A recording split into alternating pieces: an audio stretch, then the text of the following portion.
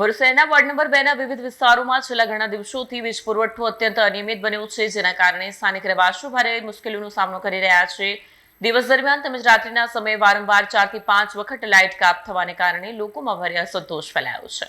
ભરૂચ શહેરના ward number 2 ના વિવિધ વિસ્તારોમાં છેલ્લા ઘણા દિવસોથી વીજ પુરવઠો અત્યંત અનિયમિત બન્યો છે, જેના કારણે સ્થાનિક રહેવાસીઓ ભારે મુશ્કેલીનો સામનો કરી રહ્યા છે. દિવસ દરમિયાન તેમજ રાત્રિના સમયે વારંવાર 4 થી 5 વખત લાઇટ કાપ થવાને કારણે લોકોમાં ભારે અસંતોષ ફેલાયો છે. ખાસ કરીને ઢાંગરાવાડ, મુંડાફળિયા, ડભોયાવાડ, સિંધીવાડ, સુથારફળિયું તથા ડબીપુરા આસપાસના વિસ્તારોમાં તેમજ મદની પાર્ક અને અહમદનગર વિસ્તારમાં પરિસ્થિતિ વધુ ગંભીર બની ગઈ છે. રાત્રિના સમયે ડીપીમાં આગ લાગવાના બનાવો બનતા હોવાથી કોઈપણ સમયે મોટી દુર્ઘટના સર્જાઈ શકે તેવી ભીતિ છે.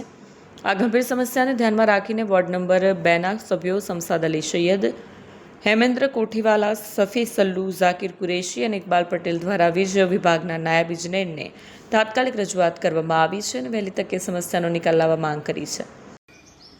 ભરૂચ શહેરના વોર્ડ નંબર 2માં ખાસ કરીને ઢાંગરાવાડ, મુંડાફળિયા, નાના ડભોયાવાડ, સુતારફળિયું, ડબીપુરા એના સહિતના આસપાસ વિસ્તારોમાં તેમજ સોસાયટી વિસ્તાર, મદની પાર્ક, અહમદનગર, રેયાન ફ્લેટની આસપાસના વિસ્તારોમાં જે વારંવાર વીજ કાપ કરવામાં આવે છે. ગઈકાલે રાત્રે પણ નાના ડભોયાવાડ વિસ્તારના અંદર ડીપી બ્લાસ્ટ થવાથી રાત્રે આખી રાત વીજ કાપ હતો, લાઇટ ન હતી. ડીપી બ્લાસ્ટના કારણે આસપાસના વિસ્તારોના અંદર પણ ભયનો માહોલ ફેલાઈ રહ્યો છે.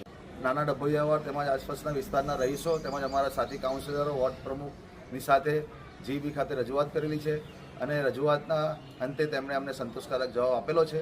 આવનારા દિવસોના અંદર આ કામગીરી પૂર્ણ થાય એવી અમે આશા રાખીએ છીએ. વિડીયો જર્નાલિસ્ટ વિરેન્દ્ર પાટીલ સાથે સત્યા ટીવી ન્યૂઝ ભરૂચ.